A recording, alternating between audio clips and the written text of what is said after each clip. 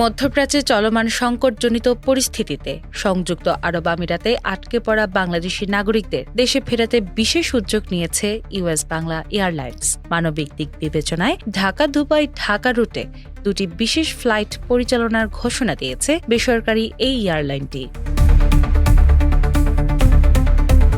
বুধবার ৪ মার্চ প্রকাশিত এক সংবাদ বিজ্ঞপ্তিতে জানানো হয়, প্রথম বিশেষ ফ্লাইটটি ৪ মার্চ বাংলাদেশ সময় সন্ধ্যা ৭টা ২০ ঢাকার হজরত শাহজালাল আন্তর্জাতিক বিমানবন্দর থেকে দুবাইয়ের উদ্দেশ্যে ছেড়ে যাবে। একই ফ্লাইট দুবাই থেকে স্থানীয় সময় রাত ১২টা ২০ ঢাকার উদ্দেশ্যে রওনা হবে। দ্বিতীয় বিশেষ ফ্লাইটটি আগামী ৫ মার্চ বিকেল ৫টা ১৫ ঢাকা থেকে দুবাইয়ের উদ্দেশ্যে উড়াল দেবে। ফিরতি ফ্লাইটটি দুবাই থেকে স্থানীয় সময় রাত ১০টায় ঢাকার উদ্দেশ্যে যাত্রা করবে বলে জানিয়েছে কর্তৃপক্ষ।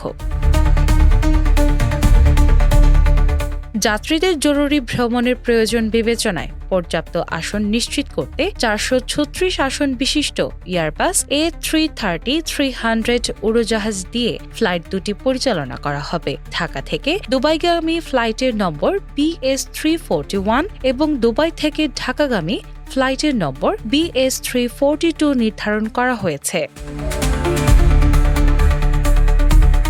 সংবাদ বিজ্ঞপ্তিতে আরও জানানো হয়, বর্তমান পরিস্থিতিতে বিশেষ ফ্লাইট পরিচালনার জন্য দুবাই বিমানবন্দর কর্তৃপক্ষ এমিরেটস ও এয়ার ইন্ডিয়া সহ কয়েকটি আন্তর্জাতিক এয়ারলাইন্সকে অনুমতি দিয়েছে।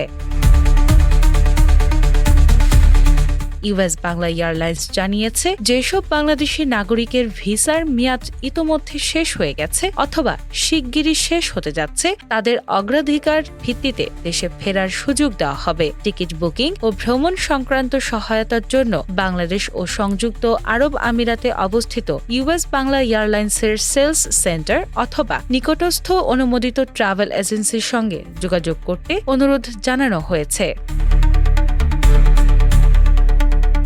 মধ্যপ্রাচ্যের অস্থির পরিস্থিতিতে প্রবাসী বাংলাদেশিদের নিরাপদ প্রত্যাবর্তনের এই বিশেষ ফ্লাইটগুলো গুরুত্বপূর্ণ ভূমিকা রাখবে বলে আশা করা হচ্ছে। টিনা ইসলাম, বাংলা বাজার পত্রিকা।